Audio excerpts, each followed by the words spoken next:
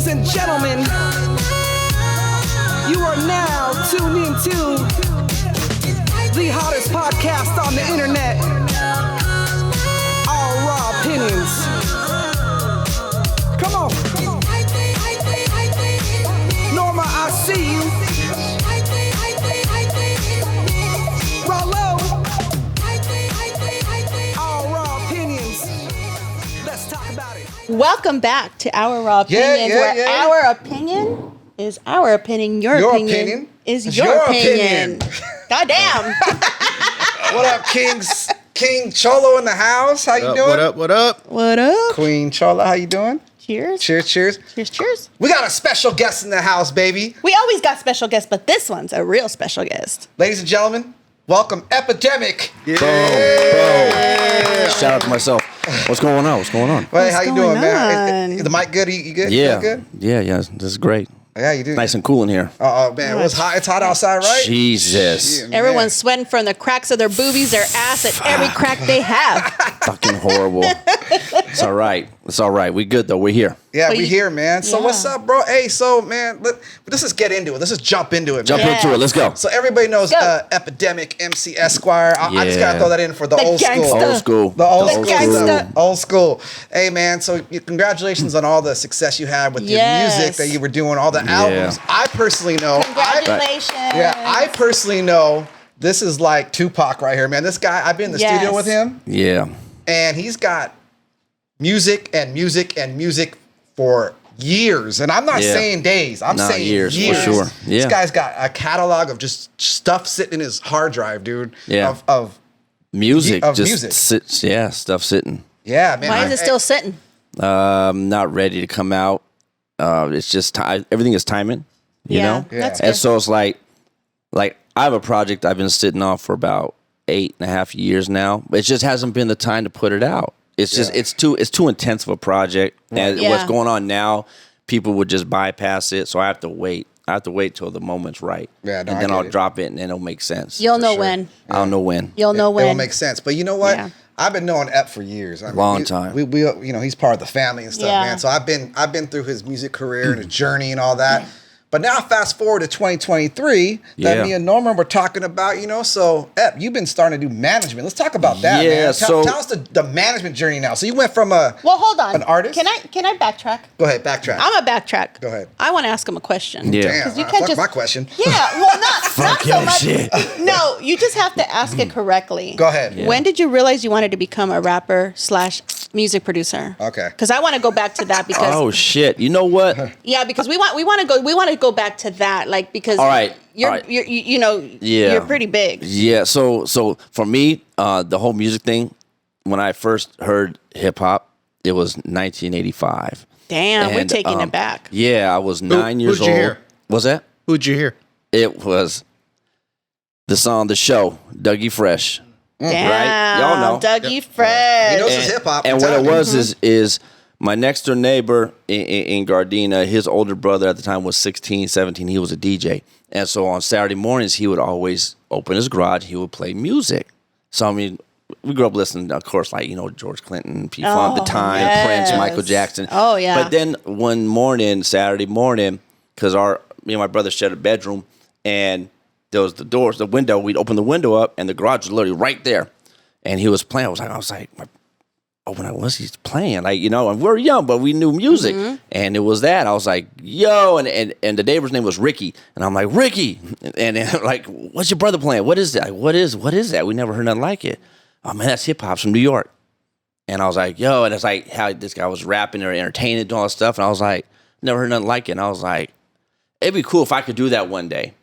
And that's where the love for hip hop, I want to learn more about it, And then not too much later than, you know, Eazy-E, NWA, and all that stuff. Right. Yeah. You know, because it's like right there, you know. And then I was always gravitated towards it. And I was always a big shit talker, you know, and like crack jokes and stuff. You? Yeah, Yeah, right. So I always, and so believe it or not, my brother was into hip hop heavy, and he rapped. And I didn't know you had a brother. Yeah, an older brother. He's a year and a half older, almost 2 years older than me. Yeah, Wow. and he was into rapping heavy. But I would always talk shit, and he always would tell me, man, just rap, freestyle, rap. And so I learned how to freestyle, but I would say funny shit and say mean shit, you know? And that's what I would do. I didn't really take it serious. Not until about like 1998, my brother was doing it with his good homeboy, and they were like, just like going to like calling in, doing contests, whatever they could do just to rap, you know? Yeah. So then his homeboy was like, didn't want to do it. My brothers kept wanting to do it. And so then he was like, hey, little bro, why don't you do this for me? I know you can rap. I hear you freestyle, talking shit, you know? Right. And so he's the one who told me how to structure, like, this is a verse, this is a bar. You know what I'm saying? This is how you write, because he learned how to do it. And so that's where it came from. And I just kept running with it and started doing my own thing solo. Right. Wow. Yeah. So the music industry as we know it is very competitive. Yeah. How do you deal with that? I don't know. It's I'll tell you this, it's fucked up. It's like the worst like industry you could be in, because everything's about money. People are trying to get over on everybody. Right. And if you don't have the money to back it up, the capital, like a lot of it, you're not going to get very far. You know what I'm saying? Because then people are trying to get the money from you, but you still got to pay to get stuff, you know? Yeah. And like people screw everybody over all the time. But I tell the people the difference. In the streets, you can go beat somebody up, you can go stab somebody, shoot somebody, whatever. But in the music industry, you can't do that. You just have to accept it and be like, lesson learned. Okay, hope it doesn't happen again. You got to identify, you know, the red flags from different people. Yeah. You know what I'm saying? So yeah, it's crazy, but it's amazing, man, how much like knowledge you got now from me seeing you coming up, and then now you just speak the truth now, the knowledge, the experience, man. I mean, because you could tell. Yeah, I mean, well, shit, I'm 47 now. I'll be 48. Goddamn. And it's goddamn. But you know, but it's just being around all these people and seeing and having record deals, you know, independent deals, a little bit larger deal, and reading and understanding and doing my due diligence and learning, okay, what does this mean? You know what I'm saying? What is this record deal? What's the difference between this one and so forth? And what are the various ways you can make money with your music? Because there's tons of ways you can make money. But if you don't have your business right, you'll never make money. That's why people complain, I don't make no money on my music, because your business is ass. Right. You know what I'm saying? That's like going to a job saying, I want to come work for you, right? A big corporation. Right. You don't give them a resume. You just show up. What are they going to say? We're going to put you in the mailroom. Yeah.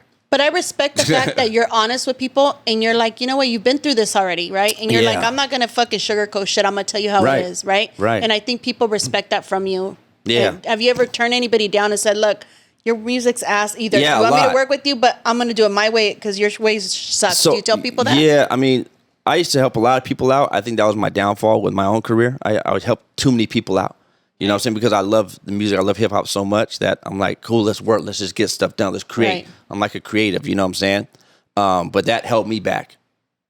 Right? Because if you help too many people in this game, you have to, I'm going to tell you this like I tell everybody, you have to be selfish if you want to make it. If you're not selfish, you'll never make it. You can't help everybody. You can't help your homie. You can't help this guy who you think he's better than you. You can't do it. So do you only help when you get on top and then you can help down? But because then you have more resources. Well, yeah, but that's after you've made, like, okay, for example, like someone on the level of Drake, he can help somebody. Right. But guess what? He's still grinding, so he has to be careful who he helps because it'll hurt his career. Ooh. Now you got Snoop Dogg. That's deep. Yeah. Snoop Dogg, he can help people, right? He did that. He started Death Row again, but he's still cautious on who he puts on because it has to make sense. Still or it'll hurt. Or it's business, and it can still hurt your name and your brand. Right. He has to be careful. Yeah. You know, he's actually put a Hispanic mariachi guy on his label. The first Hispanic, which I was like, but where'd that go? Where's that going? But you gotta look at. But you gotta look She's a fan of it. Somebody likes it. Well, you know, because he's actually going. Diversity, right? We're talking about diversity. He's actually going into the Hispanic. Hey, at least he's dipping in. He's dipping in the. But here's the thing. Helping. Wait, hold on. I'm sorry to cut you off. Do you think he's doing that because he knows where the money is more because it's in the Latino? I think he's just trying a different lane. They just trying shit. They're just trying shit. Look at Ice Cube. He went to. Yeah, all right. So like, here's the thing. People need to understand, and they're not dumb, right? When I'm saying them, I'm talking about these major artists, these black rappers. You know what I'm saying? They're smart because they have smart people around them too. they understand that the Latino market is a $2.5 fucking billion yearly income. Right. Facts. Yeah. Their biggest supporters and fans are us. Yeah. Plain and simple. Plain and simple. You know what I'm saying? So they understand that. So it's like, well, this guy's kind of popping. We know this guy's probably, maybe we should put him on. Try it out. But the people who they need to put on, they're not going to fuck with them because they're already making a ton of money. Right. Right. You know what I'm saying? I mean, you're not going to see King Lil G go sign with Snoop at Death Row. It's not going to happen. That dude's a millionaire by himself. For what? Yeah. You know what I'm saying? He'll just take his money. Yeah, that's like, why am I going to give you? I got my own shit. Like, you know what I'm saying? But there's not that many of them making a lot of money. Do you know? No, because a lot of people's business is ass. Plain and simple. A lot of people. And they're still gangsters. You know what? I mean? Like, At the end of the day, they are. People are still gang banging. They got to pay a lot of money down. But another big thing is, yes, it's changing. You know, there's a lot of homies that can really rap right now. Right. You know, but there's still that, like you said, that street politics. Just all that. That's still heavy, and that's never gonna go nowhere. So you rich, you got to pay somebody else. You're not gonna be that rich. It gets weird, and then the other people want to come in, try and take advantage and try and tax the situation. Right. So it's crazy, but I mean, I always say if you're going to be an artist or rapper, you can't be in the streets. You got to pick one. No, that's very true. Can't. No, it's very true. Your career or the bullshit. But a lot of those rappers who come out of the streets and they start making money, they start going, okay, start telling people, hey, you can't do both. Yeah, no. You got to start being business. Yeah, you got to be all business, man. But they pay certain people and come up and get out.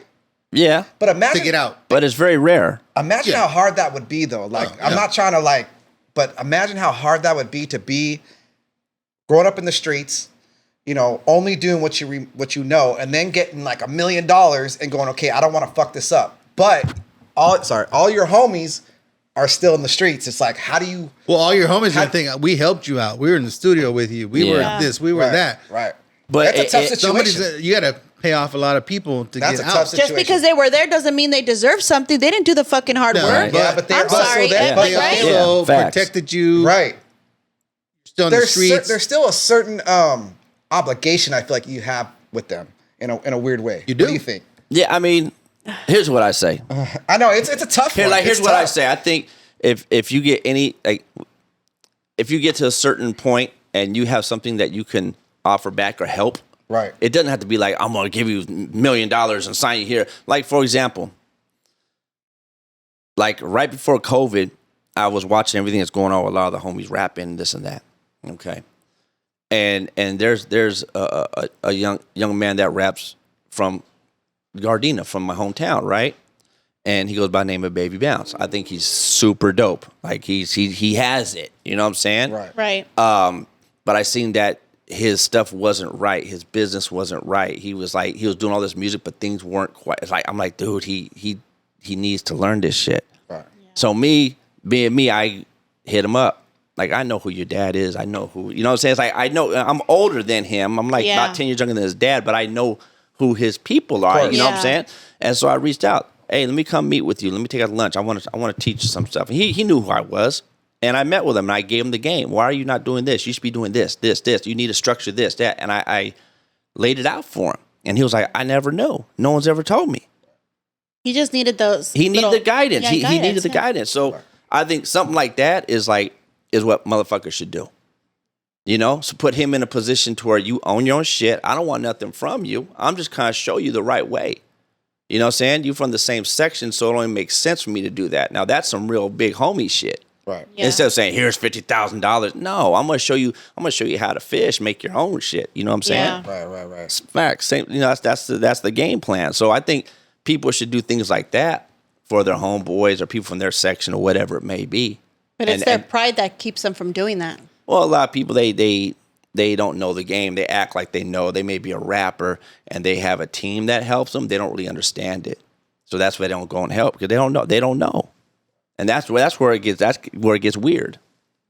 So let's talk about you and Dolly Girl, because Dolly Girl's doing amazing. I'm sorry. Let's give a shout out to Dolly Girl because Dolly Girl is on fire. So you just got off tour, right? Well, we're still on. We're still on. Yeah. So we got more dates. Sorry, I had to get out there because she is on fire right now. Well, this is where I can bring in the management stuff now, right? Is that okay with you, Queen Chola? Right. Is that all right? Let me think about it. This fool. I did jump the gun. I ain't gonna lie. But anyway, so now, like she brought up Dolly Girl, now you're into the management role. Yeah. So talk about that. I've known Dolly Girl, oh Jesus, since like 2005. I've known her a long time.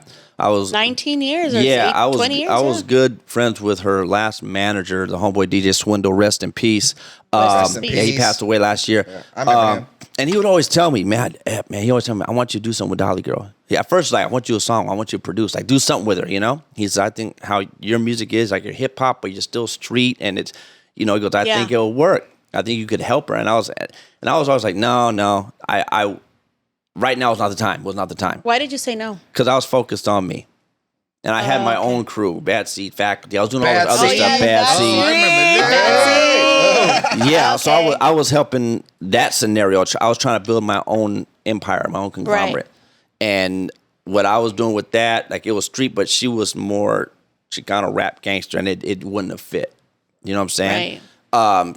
But I always would see her at shows and bump into her and this and that. And you know, we were always very cordial. And then, like after COVID, I dropped the Rap Monster album. That did cool, whatever, and all that. And then after COVID, I just kind of got uninspired. Like I didn't feel like rapping.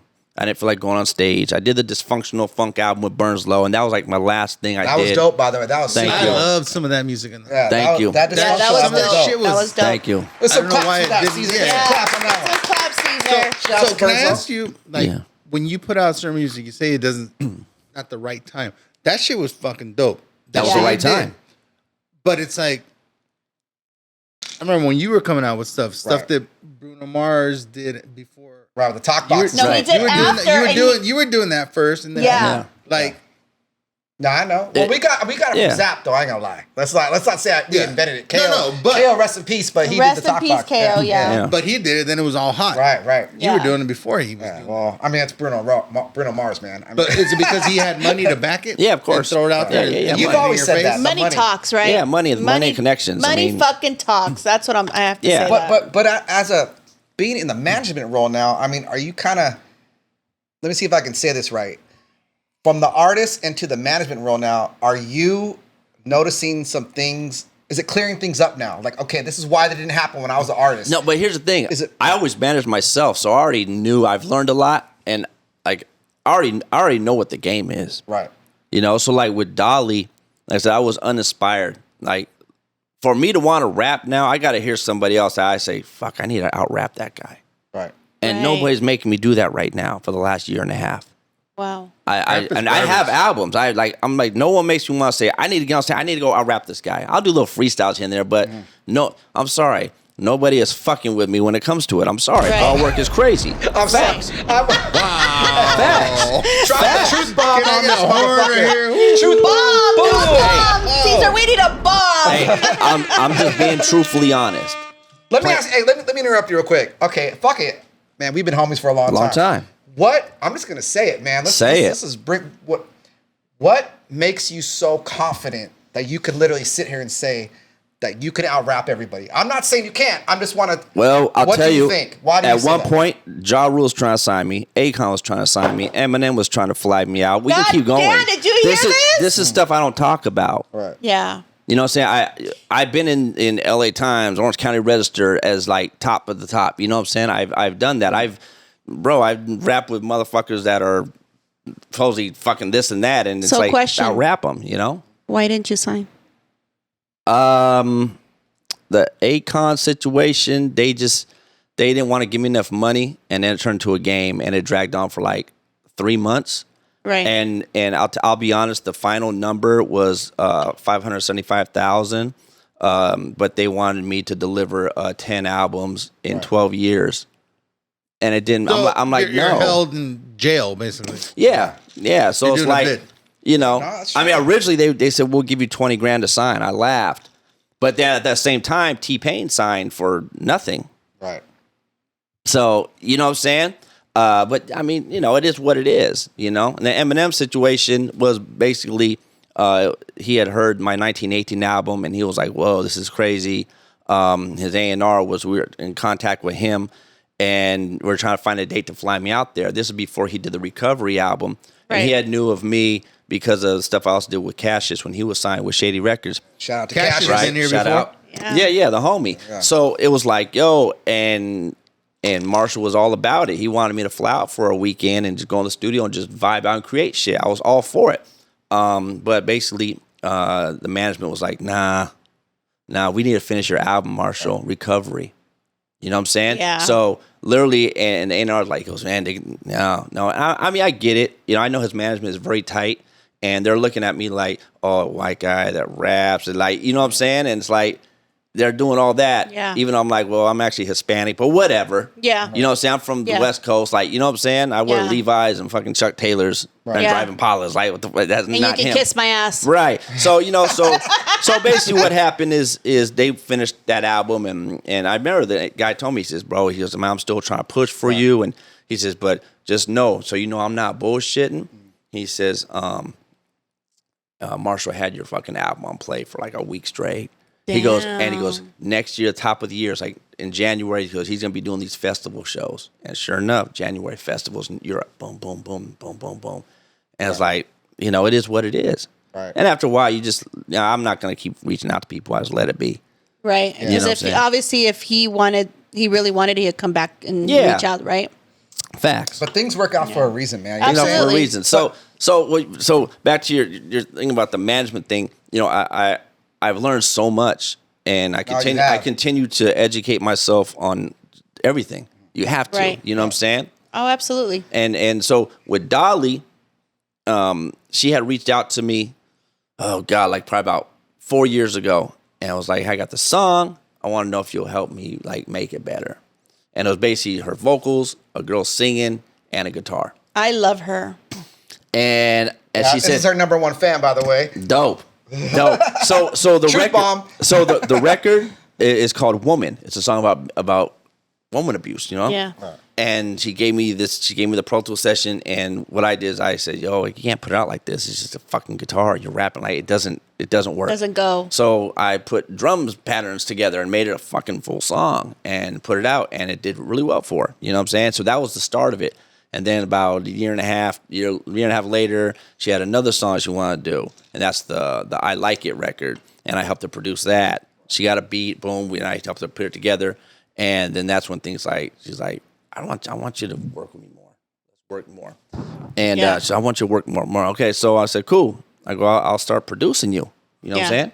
And then another song with her, and then all of a sudden she's like, I like how I sound. I was helping her how to write. Like she writes, but then she brings it, and then we start going through it, tightening it up. You know what I'm saying? Now record her, mix it, and yada yada yada. So then I'm like, okay, cool. I guess I'm your producer. Right. I'm with it. Well, that's good. Right? I'm sorry to cut you off, but that's another point I wanted to bring is like, you know, so you can do the management, you're the artist yourself, and then so I want to talk about the producing. Yeah. So you guys got to remember, I've known Ep for fucking years, man. Like 24 years? Yeah, it's been a long time. You guys are goddamn old. Man, I'm old as fuck.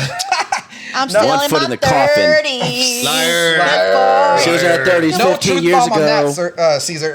But anyway, but also, bro, you kind of like have like, you're a man of many hats, as they say, you know?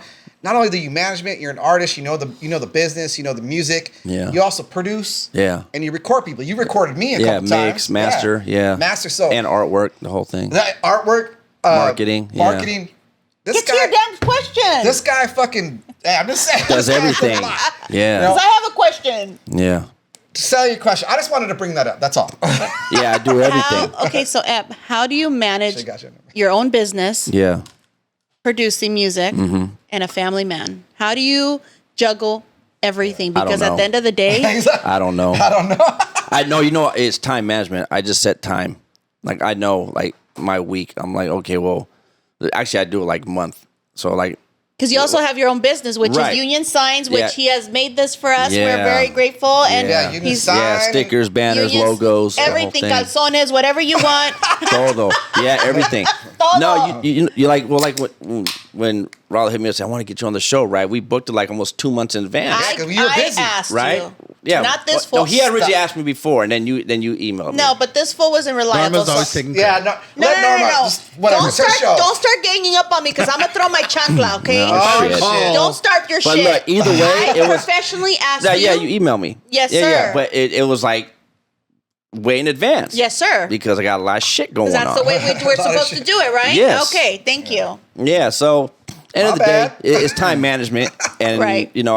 I kind of have everything set out. Like I know what I'm going to be doing the next 3 months. Okay. Good. Yeah. So it's like you just gotta say like your daily shit you're gonna do, then you know what you gotta do each week, and then you feeling everything else. So that's why when people tell me I don't got time, fool, don't tell me you don't got time. How do you unwind? How do you unwind? How does Ep, the 'Cause Ep producer, the Ep business, don't drink. the family Yeah. man? How do He don't smoke. How does Ep unwind? Believe it or not, I get with my pit bull Rocky Balboa. We go run Shout a out couple to Rocky. miles. Yeah. We go 2 to 3 miles every day. No way. Man, I was in that's your unwind time? Yeah, Dude, check this shit me out. and him. Jeez, wow. I met that dog. I went in the studio with him. We were hanging out, and that's a big fucking dog, homie. Oh, he's only 90 pounds, man. Bro, I that want dog- one. I he want one of was those. looking at me like this, and I'm just like, He's on you. Bro, if this motherfucker bites me, I'm He didn't done. like you. That's what. Nah, He's gonna bite he's your cool. webbles. Make sure you don't steal nothing. dog. He's gonna bite your webbles. No, he was going for the.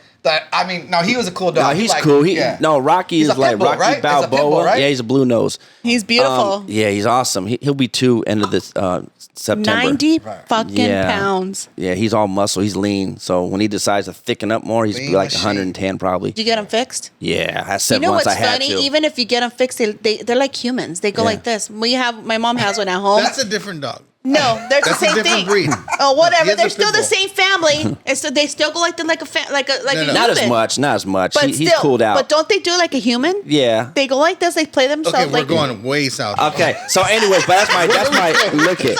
That's how I unwind. I'll do stuff with him, like Yeah. That's how you're unwind. Exercise. Yeah. So that's how Ep unwinds. Yeah. I don't smoke. I don't drink. I haven't drank in like almost 9 years. You drink a lot of H2O. Water. That's all I drink. I don't drink soda. Yeah, Good, but I'll good tell for you you. what, though, as long as I know you, I feel like the studio is your therapy, bro. Yeah. I mean, it used to be. Now, not so much. It's my look at more like right at this point. It's like it's a job. Yeah. You know what Yeah. I'm saying? I don't run to it like let me just do it. Like no, I don't. Not Well, no more. Man, it's crazy because I'm sitting here with Ep right now, and we go back. We know each other's families, bro. That's how close we are. Like we good. We know each other by Right. our government names, you know. Yeah. Yeah. But it's just crazy to sit here with him because I remember back in the day just going with him to shows, and he Yeah. came to my shows, and to see where we're at now, bro. Like we never saw this far. You know what I'm No. saying? Because I think where you're at now is where we do want to go, bro, with the music. You know what Yeah. I'm saying? Well, I think with experience and time Yeah. and everything, you become a lot wiser. Oh yeah. yeah. With for experience, sure, and you for you sure. got to a point where you're like, no one's gonna take advantage of me. Yeah. I'm gonna, you're a lot wiser about your music, you're producing, and who you Yeah. actually produce in music, right? Yeah. Oh, yeah, Especially for with sure. Dolly Girl and what Yeah. you're doing now. You're like, man, years ago I would have never thought of this or this or this, and I think Yeah, because I was on my own. I was on my own dick. Yeah. Like I want to do what I want to do, but I still help people. But like now, it's like I said, it's Dolly Girl time, set up shop time. People are kind of taken back because people always ask me, manage me. I'll never be a manager, never. And then this opportunity came, and I was like, I'm gonna fucking do it because I don't feel like rapping. I don't feel like on stage performing. But I know she already has a fan base. She has a ton of shit going on. She just needs someone to help her organize and tighten her shit up.